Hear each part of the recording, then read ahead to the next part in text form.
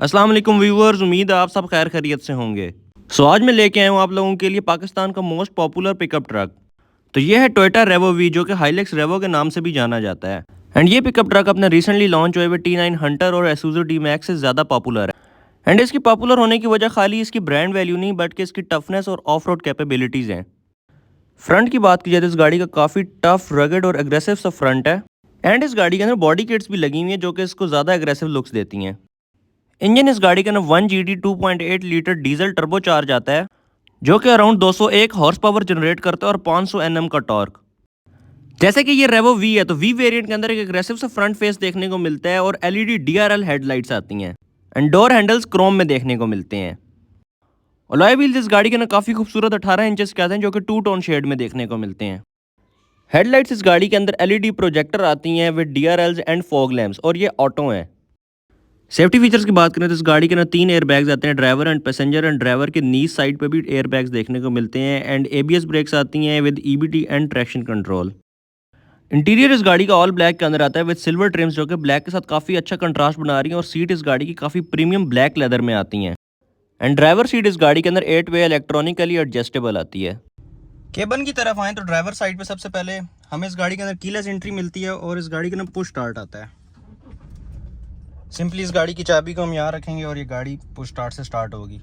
अगर आप इस गाड़ी के स्टीयरिंग की तरफ आते हैं तो स्टीयरिंग इस गाड़ी का मल्टीमीडिया आता है और यहाँ पे इस गाड़ी के जो उनसे इंस्ट्रूमेंट क्लस्टर के काफ़ी कंट्रोल्स मिल जाते हैं, जिसके अंदर इस गाड़ी की यहाँ पे इंफॉर्मेशन आ रही होती हैं, जैसे कि फ्यूल एवरेज, रेंज वगैरह एंड डिफरेंट चीज़ें जो इस गाड़ी के ना नेसेसरी हैं। तो इंस्ट्रूमेंट क्लस्टर की अगर आप बात करें तो इंस्ट्रूमेंट क्लस्टर इस गाड़ी के एनालॉग में आता है, जो कि काफ़ी अच्छी फीलिंग देता है। टोयोटा का हमेशा से इस तरह की रगेड सी एक पिकअप ट्रक है, तो इस गाड़ी के अंदर ये काफ़ी खूबसूरत लग रहा है। और सेंटर के अंदर एक डिजिटल स्क्रीन मिल जाती है, जिसके अंदर इस गाड़ी की रिलेटेड नेसेसरी इन्फॉर्मेशन आती हैं और यहाँ पे डिजिटल स्पीडोमीटर भी हमें देखने को मिल जाता है। अब अगर हम स्टीयरिंग के साथ यहाँ नीचे हैं तो यहाँ पे ये जो एक स्टिक लगी हुई है, ये इस गाड़ी का क्रूज़ कंट्रोल है। ये गाड़ी के अंदर ये गाड़ी क्रूज़ कंट्रोल भी ऑफर करती है, बट ये अडेप्टिव नहीं है, नॉर्मल क्रूज़ कंट्रोल के साथ आती है ये गाड़ी फ्रंट और बैक पे पार्किंग सेंसर्स भी ऑफर करती है और ये यहाँ पे पार्किंग सेंसर्स का स्विच देखने को मिल जाता है। एंड अगर अब हम राइट साइड पे आते हैं तो ये यहाँ पे इस गाड़ी के विंडोज़ का पैनल है। इस गाड़ी की सारी विंडोज़ ऑटो आती हैं।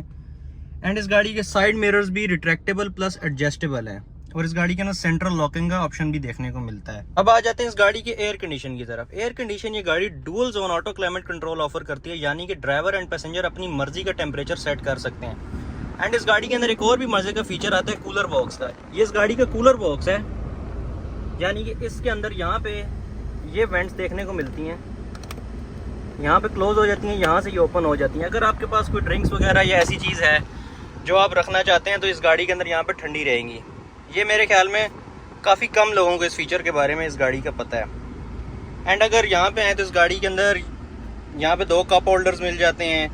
यहाँ पे इस गाड़ी के ऑफ रोड के कंट्रोल्स वगैरह आ गए। एंड यहाँ पे इस गाड़ी का फास्ट चार्जर आ गया। ये गाड़ी के अंदर फास्ट चार्जर भी आता है। ट्रांसमिशन इस गाड़ी के अंदर 6 स्पीड ऑटोमेटिक आती है, जिसको आप मैनुअली भी स्विच कर सकते हैं और इस तरह से चला सकते हैं। फॉर्च्यूनर के अंदर जो उनसे ऐसी ट्रांसमिशन और इंजन के साथ पैडल शिफ्टर आते हैं, बट रिवो वी के अंदर नहीं दिए।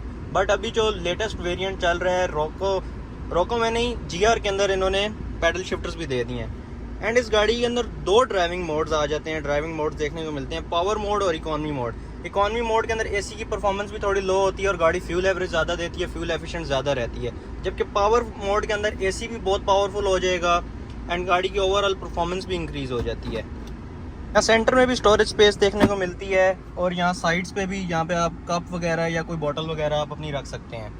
ओवरऑल फीचर्स की बात की जाए तो इस गाड़ी के अंदर जिस तरह आजकल गाड़ियों के अंदर बहुत एक्स्ट्रा फीचर्स आ रहे हैं, चाइना हैवल वगैरह इन सब के अंदर, तो इस गाड़ी के अंदर वैसा देखने को कुछ नहीं मिलता, क्योंकि इस गाड़ी को बनाने का मकसद ही एक रगेड ऑफ रोड ट्रक बनाना था। ये एक पिकअप ट्रक है, तो जैसे कि हमेशा से टोयोटा अपनी चीज़ों को रिलायबल रखता है कि ये गाड़ी हर जगह पे आराम सुकून से चली जाए, इस गाड़ी के अंदर कोई इश्यूज़ वगैरह नहीं आते।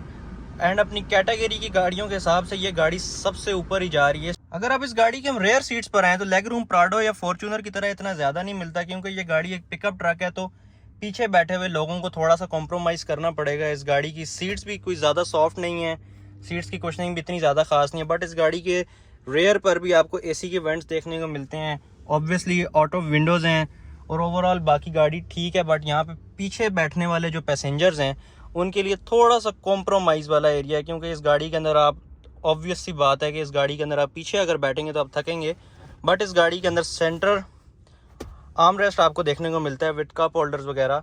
बट ओवरऑल पीछे गाड़ी का जो उनसे कंफर्ट या लग्जरी जो फील है या जो कंफर्ट है या आप बैठते हैं तो वो इतनी ज़्यादा नहीं है एज़ कम्पेयर टू फॉर्च्यूनर या प्राडो वगैरह को करते हैं। फॉर्च्यूनर की भी इतनी ज़्यादा नहीं है, बट ये तो बस बिल्कुल ही आप समझ लेना कि इस पर तो आपकी कमर दुखनी ही दुखनी है। प्रीवियस जनरेशन हाईलैक्स वगैरह से, जैसे कि वीगो वगैरह से, रेवो के अंदर एक ये फीचर आया था, इसके आप विंडोज़ को भी यहाँ स्लाइड कर सकते हैं, क्योंकि ये गाड़ी जो उनसे ज़्यादातर गन मैन वगैरह के पास होती हैं, सिक्योरिटी पर्पसेस के लिए यूज़ होती हैं, तो यहाँ से आप इजीली पीछे अगर डाले में कोई गन मैन वगैरह बैठे हैं तो उनसे भी कम्युनिकेट कर सकते हैं। इस गाड़ी के अंदर एक और चीज़ भी आती है जो कि फॉर्च्यूनर में भी देखने को नहीं मिलती, जबकि मेरे हिसाब में होनी चाहिए, क्योंकि ये गाड़ियाँ पिकअप ट्रक हैं, वो भी एक SUV है एंड ये गाड़ी पिकअप ट्रक है, तो इनकी हाइट्स काफ़ी ज़्यादा होती हैं। तो काफ़ी जो एजेड लोग होते हैं या नॉर्मल एज के भी लोग होते हैं तो गाड़ी पे चढ़ने में और उतरने में मुश्किल होती है। तो यहाँ पे इस गाड़ी के अंदर तो ग्रिप आता है, बट फॉर्च्यूनर के अंदर टोयोटा वालों ने अभी तक नहीं दिया, पता नहीं क्यों, मुझे इसका रीज़न नहीं पता, बट फॉर्च्यूनर के अंदर ये नहीं आता है एंड रेवो के अंदर ये दिया हुआ है। प्राइस की बात करें तो इस टाइम ये गाड़ी आपको टैक्सेस और नंबर्स वगैरह खर्चा मिला के अंदर 0 मीटर 1.5 करोड़ रुपए की मिलती है। बट अगर आप यूज़ कार मार्केट के अंदर जाते हैं तो ये गाड़ी आपको 1 करोड़ 20 लाख से 1 करोड़ 30 लाख के बजट के अंदर भी मिल जाती है। अगर आप इस पर्टिकुलर गाड़ी को परचेस करने में इंटरेस्टेड हैं तो इसकी डिमांड 1 करोड़ 28 लाख है और ये गोसिया मोटर्स वाकई पर फॉर सेल है। डिटेल्स के लिए गोसिया मोटर्स को विजिट भी कर सकते हैं और हमारे व्हाट्सएप नंबर जो स्क्रीन पर दिए गए उन पर भी कॉन्टैक्ट कर सकते हैं। Thank you for watching.